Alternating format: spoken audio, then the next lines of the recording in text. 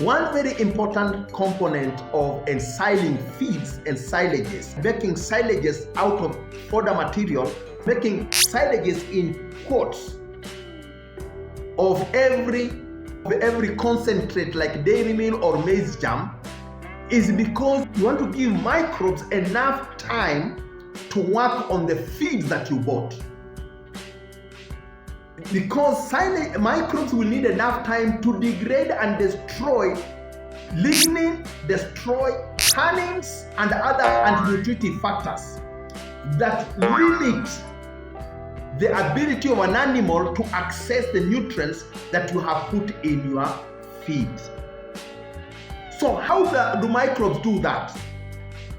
We have had time and again that when you are feeding a cow, you are actually not feeding the cow.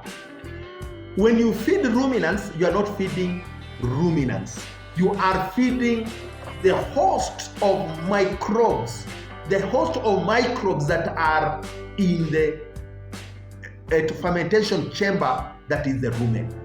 Now, I want us all to know this as farmers.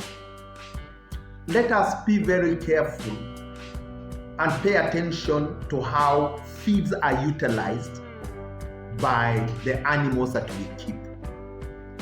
This knowing how these feeds are utilized positions us very strategically to maximize utilization. When we feed cows, we are actually feeding microbes. Microbes are very central to dairy and beef farming. There is no farmer who will make good returns out of their dairying activities or beef farming activities without paying attention to microbes.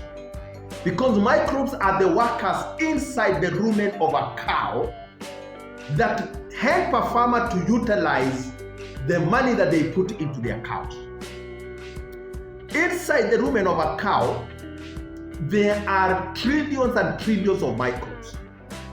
A single drop of the liquid in the system of a cow has between 16 billion and 40 billion microbes per drop.